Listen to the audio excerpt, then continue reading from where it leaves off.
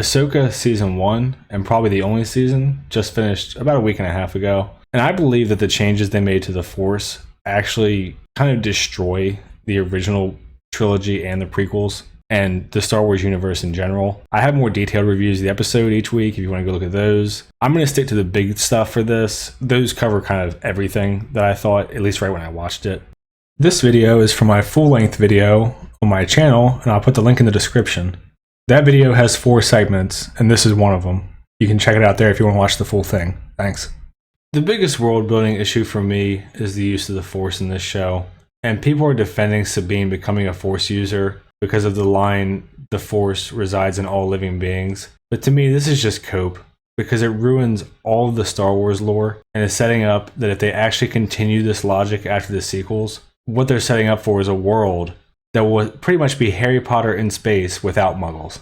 People also keep trying to reference the trials of the Darksaber to say that Kanan alluded to her being Force sensitive because he says, look, Sabine is a capable warrior, in some ways more so than Ezra, but she can't or won't find balance within herself. Until she does, wielding an actual lightsaber is far too dangerous for her. And Hera responds about how she won't commit with a stick in the training, and her family has already hurt her more than a sword could. And she's talking about how Kanan can't see it because she hides it. People are latching on to this line about the Force, and this specific episode and scene, I'm assuming is what they're referencing, about her not being able to find balance within herself, and taking this to mean that she could become a Jedi.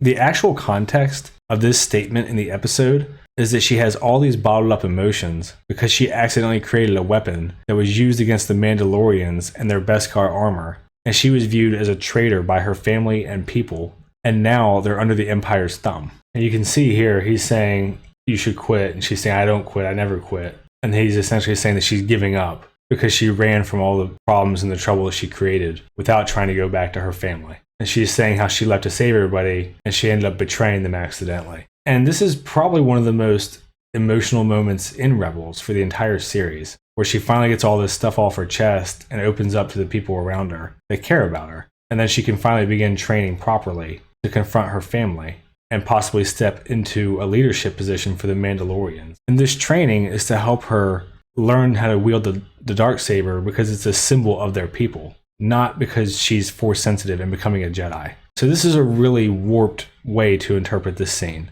and to extend that all the way to she can become a Force user. And to me, people saying that this was foreshadowing are just grasping at straws because they want to like the show, and they want to see a cool Mandalorian Jedi. And then I've seen people like Star Wars Theory even say that he doesn't like this decision, but then the way that he tries to rationalize it is that she's a descendant of Tara Vizsla, who actually was a Jedi Mandalorian, and she's part of that lineage. And this is preposterous. Tara Vizsla was alive like 1,000 years prior to Sabine. So to use this and say that she has lineage when it's probably been 50 generations, it's just nonsense. It's not even close to the same thing as Anakin being Luke and Leia's father, since they have half of his genes. And even if this argument made sense, then this implies that you have to have a genetic predisposition to it. So can everyone use it, or do you need some kind of lineage or genetic link to the Force? And the way things are heading, if the story picks up after the sequels, I'm willing to bet that anyone who just trains in it can use the Force. So the genetics don't matter at all. If all it takes is practice, then every single person should learn the Force from a young age. This also calls into question the entire history of Star Wars. When the Jedi had more numbers, roughly 10,000 during the prequel era, and I'm assuming similar numbers in the prior peaceful years, they should have been just starting Jedi schools on every habitable planet. Even if you want to say, well, they wouldn't be able to do Force lightning and hold ships and all the crazy stuff, it's still incredibly useful, and Sabine was supposedly the worst candidate Hu Yang had ever seen, and she could still pull a lightsaber to her. She could duel against dark Jedi, deflect blaster fire repeatedly into people shooting at her, and push Ezra across this couple 100-meter chasm. And think about the fact that Sabine trained for a little bit with Kanan, took a 10-year break, or however long between her and Ahsoka seeing each other, and then over the course of a few days practicing again, she's a full-blown Jedi. Like, we watched Anakin go from child to teenager to adult before he had completely peaked and mastered it. Even Luke took like 3 years before he could get to a high level. And think about what this does to the entire universe. Like, for people who use animals to farm, or need to lift heavy things, or manual labor, where they could enhance their strength and communicate with animals through the Force, it would change the entire universe. This also destroys, and I would say really retcons, the prequels and the original movies. The entire prophecy relied on Yoda and Obi-Wan just waiting for Luke to get older and watching over him to protect him. And this all depends on the Skywalker bloodline and waiting for it to manifest and bring peace and order to the galaxy. So clearly bloodline matters. But why wouldn't Yoda and Obi-Wan have raised an entire Jedi army in secret on Dagobah and Tatooine? They could have literally just taken orphans from around the galaxy or recruited in wild space, or whatever they wanted to do, to just start recreating the Jedi without issue, presumably in one generation. Frankly, to me, this seems like meta decision making, where the creators or the producers or whomever who want to say, well, you don't have to be born special. Everyone is special if they just try hard enough. And to quote Darth Bane, if all are equal, then none is strong. The entire thing that makes the Jedi versus the Sith a big deal is that they're a very select and very small group of people proportionate to the galaxy, and that they're unique. Han and many other people don't even believe the Force is a real thing in the original trilogy. You would also think, because we have seen it manifest when people are stressed out or in tense situations, that Force users would just pop up all over the galaxy. You have trillions of people, or maybe even more, who live there. So mathematically, it's inevitable that there would be thousands or tens of thousands or even more, millions of Force users, if you can just manifest it when you're stressed out, even if you limit it to innate ability. I mean, why not raise the whole clone army to learn the Force? Just a thought. This also just completely negates the midichlorians from episode 1. Like it or not, it's part of canon, and it was a literal biological marker for whether or not people were Force sensitive enough to wield it. And this completely destroys the entire past of all of Star Wars as far as I'm concerned. And if this does actually set up for a Rey movie post-sequels where everyone can use the Force, it is laying the groundwork for some kind of massive good versus evil Harry Potter with lightsabers world, where everyone is part of it and everyone's fighting, and there's just a billion lightsabers everywhere because they look cool. So to me, accepting this retcon that Sabine just used it because she trained hard enough, which is a line that Ahsoka says. She says talent matters, but discipline also matters. And the implication in the context is that if Sabine trains hard enough, she can use the Force. Even when Sabine says repeatedly, she just can't feel it. Like, she can't even move a coffee cup. She can't do anything. So that's my take on the world building as far as the Force goes. My next biggest issue, this is an issue that has spanned Disney Star Wars since Force Awakens, I would say, is what the world building has done to the lightsabers in general, and how they've been defanged to the point where as soon as someone gets stabbed, your immediate reaction is just kind of, oh well, they'll be there later. My next biggest issue with the world building is what's been done to the lightsabers and how they've been defanged to where when someone gets stabbed, your immediate reaction is just, yeah, they're probably alive. At this point, we've seen Reva stabbed through the heart twice, the Grand Inquisitor, Sabine, and Maul have all been stabbed by lightsabers. Maul got cut in half and survived. When you have lightsabers this often and people aren't getting seriously wounded or dying, you eventually just get conditioned to seeing it, and there's no threat there, there's no tension. They've also introduced this move in Disney repeatedly where one person has a lightsaber and one doesn't, and the person without the lightsaber just wins. They do it with Vader versus Reva and Kenobi, which you can see on the screen, Obi-Wan versus Anakin and Kenobi, Ezra versus Shin in this show. If you can beat someone without a lightsaber, why the fuck would you even have one? It's absolutely nonsensical.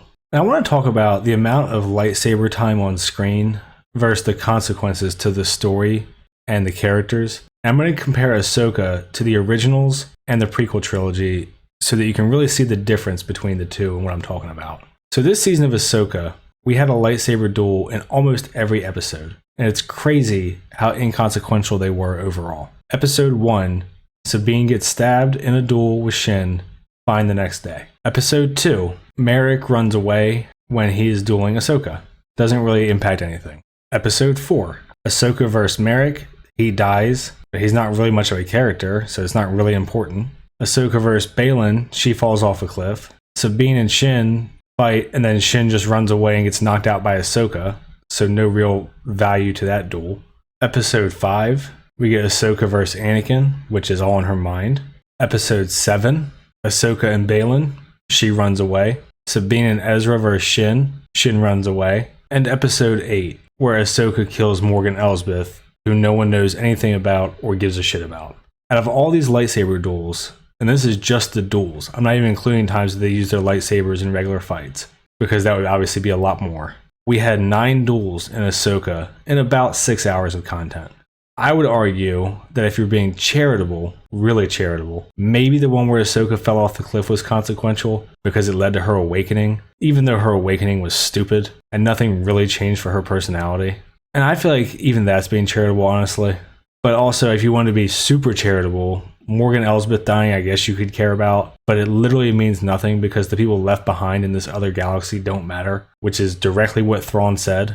And the job of getting Thrawn back is already done. If she had just run away, they would all be stranded there just the same. Nothing really changes. Sabine was fine the next day after she got stabbed, so that's not consequential. And Merrick's death meant nothing because he was just supposed to be a cool looking guy with an Inquisitor blade. The rest of the fights essentially function just to fill time and fill the screen with bright flashing sticks until someone runs away and there's no real impact on the characters or the plot. Now think back to the original trilogy and the duels that they have in those.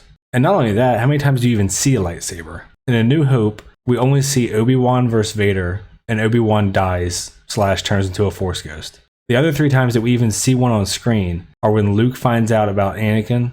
He just sees a lightsaber for the first time. Obi-Wan cuts the guy's arm off at the bar, and then Luke trains with it with the shield over his face. In Empire Strikes Back, the big duel is obviously the one where Luke finds out that Vader's his father, and it's Luke and Vader. The other times that a lightsaber is used is when Luke cuts the Yeti's arm off in the snow. He uses it to cut into the AT-AT and throw a grenade in. He used it in training on Dagobah. And that's it for this movie. In Return of the Jedi, the only duel again is Luke versus Vader, and this is obviously the climax of the whole trilogy, where he brings his dad back to the light side and they defeat the Emperor together. Luke uses it to free Han from Jabba, fight off Boba Fett during that whole scene, and then he uses it in the speeder scene. And so my whole point with this is look how sparingly lightsabers were used, and every time they were used, something significant happened both story-wise and fight-wise. In just the duels, Obi-Wan dies, Luke loses a hand, and his entire life is turned upside down, and Luke beats Vader to finally stop the Emperor. Even in the scenes where there aren't duels, significant things are happening in the story. Luke is learning about the Clone Wars and his father. Obi-Wan protects Luke. Luke trains. Luke escapes the Yeti in his fight for survival. He fights off the AT-AT to give them time to escape from Hoth. He trains. He frees Han and Leia from Jabba. Every single one of these is a significant story beat, and because they're used sparingly and for things that are important to the story, when you see a lightsaber come out in the original trilogy, you know it's meaningful. And this can't be said for any of the lightsaber usage in Ahsoka, and really Disney Star Wars in general, where you just assume everything's going to be fine anyway. And to take it one step further, even in the prequels, for all of their flaws, the lightsaber usage was much more beneficial to the story than what we get in Ahsoka. In The Phantom Menace, they use lightsabers to escape from the Trade Federation ships, to buy time from the droids for Padme to escape, and a brief little duel to protect Anakin and escape from Maul on their ship. And the final usage of it is the big duel with Qui-Gon and Obi-Wan versus Maul, where it's the fate for Anakin, and Qui-Gon and Darth Maul both die, even though this was retconned later by Dave Filoni. Attack of the Clones. We get the scene where they go after the bounty hunter to protect Padme. Obi-Wan chases after Jango Fett at the clone facility. Anakin kills the Sand People. Anakin briefly breaks into Geonosis to save Obi-Wan. And then obviously the big fight at the end where the Jedi show up and fight the droid army on Geonosis, and the clone troopers are revealed. The only duel, unless you want to count Jango Fett versus Obi-Wan, which isn't really a lightsaber duel, is Obi-Wan and Anakin versus Dooku, and then Dooku versus Yoda, which is all part of the same scene. Obi-Wan gets injured in this scene, and Anakin loses an arm, and Dooku escapes, who's the Separatist leader at this point. Revenge of the Sith. They break into Grievous' ship in order to arrest Palpatine, and we get Obi-Wan and Anakin versus Dooku, except this time Dooku dies. And they use them again to force Grievous' fleet all in this big half-hour opening. The next time, it's used for the famous Hello There, with Obi-Wan versus General Grievous. Grievous dies. Anakin threatens Palpatine with a lightsaber, and then Mace Windu and the 3 other Jedi confront Palpatine. All 4 Jedi die, Palpatine's face is disfigured, and Anakin becomes Darth Vader when he saves him. Then we see Order 66, we get a montage of all the Jedi dying in the executions, and Yoda beheads the clones who try to kill him. Then we see Anakin killing off Palpatine's collaborators with lightsaber, and Anakin kills the younglings, obviously. And then we get the best choreographed duel in Star Wars of Obi-Wan versus Anakin on Mustafar, with Palpatine versus Yoda in the Senate chambers. Obi-Wan thinks that he killed Anakin. Anakin fully becomes Darth Vader, and because Yoda loses, the Jedi lose overall, and Palpatine maintains control and becomes the Emperor. Despite all of the flaws of the prequels, the lightsaber scenes all had meaning, especially the duels, again. And the choreography was the best in the prequels of any Star Wars. I think most people would agree. And I hope that this helps emphasize my point when I say in the original we had 3 very consequential duels in about 6 hours of the original trilogy, which is about the same runtime as Ahsoka, and 7 duels with Saber vs. Saber, or 2 more if you want to count Jango Fett and the really short Qui-Gon vs. Maul encounter, in about 7.5 hours. And Ahsoka had 9 duels in about 6 hours. Only a couple of them people got injured and they recovered immediately. And story-wise, they were pretty inconsequential overall. But I think I talked about the lightsabers enough. I mean, even in Ahsoka, the lightsabers apparently had become so useless that Ezra actually turns down a lightsaber instead of using it to fight. And the last couple of world building things that I want to mention are small. But I want to mention for the Ahsoka show, the fact that Luke Skywalker isn't even mentioned and Huyang isn't with him is just stupid. Luke and Ahsoka met after Mando Season 2, so she knows where he is. And the fact that Luke Skywalker isn't even mentioned, to me, just shows a complete disdain for the character. And it seems like they might just want to kill Ezra and Thrawn, and then let Ahsoka and Sabine live in the other galaxy, and then find their way back once the sequels are over, so they can say, oh, they weren't there because they were in another galaxy. And then whatever they do after the sequels can have Ahsoka and Sabine still in the story. That's kind of how it feels to me. And these are a little bit more subjective, these last couple, but I do want to mention, I just don't know if the Witches of Dathomir is a good idea for Star Wars. Like, I know that they were in the EU, and obviously the Clone Wars and Rebels, they make a brief appearance. But when you introduce this kind of magic, which I know the Force is a form of magic, but what the witches do is really much more on the magical side than what the Force is. I mean, they create legs for Darth Maul from nothing. They make Savage Opress into a beast. They create the Blade of Talzin in this show out of nothing. They're able to bring in zombies. They're able to pinpoint Ahsoka's location in space through their witch magic. Like, it brings a whole nother dimension into Star Wars that just feels out of place to me. And I'm just not a big fan of it overall. And the very last thing that I want to mention about the world building is the way that the Beskar armor is used. Beskar in The Mandalorian has pretty much just turned all the Mandalorians into Iron Man. The Beskar has essentially turned the Mandalorians into Iron Man. Like, it's a neat thing when it's just the helmet or it's just the chest piece. So they still have to fight like they're soldiers trying to defend themselves and not get shot. But what they've done is essentially say, okay, well, they just wear Beskar everywhere and now they can get shot as much as they want. And we see Sabine do this move throughout the show where she literally just sticks her forearm in front of her face. And that's the only time she would get shot in the head. And again, this is another thing where they just ruin the stakes. The scene that I have on the screen right now is from Mandalorian Season 2. He runs straight at a turret in a hallway and gets shot like 40 times. And first of all, this just ignores the fact that there's gaps in the plating and those never get hit. And also, there should be a consequence for letting yourself get shot. It's just really stupid. We see it repeatedly in Ahsoka where Sabine gets shot, it's kind of like, oh, and then just turns around and shoots whoever shot her or hits him with a lightsaber. When you have fights like that, it just dulls it completely. Like, you know that they're not going to get hurt, they're not going to get shot, they're not even really being impacted. I would compare this to like John Wick 1 versus John Wick 4, where John Wick 1, he's still hiding and trying to be tactical, and when he gets shot, it hurts and he has to leave the fight. Versus John Wick 4, where he literally just runs into a room, holds up his jacket flap, and is invincible. And it just completely takes away all the stakes. And I think introducing it was a colossal mistake. Because now every Mandalorian just fights like they know they're wearing plot armor.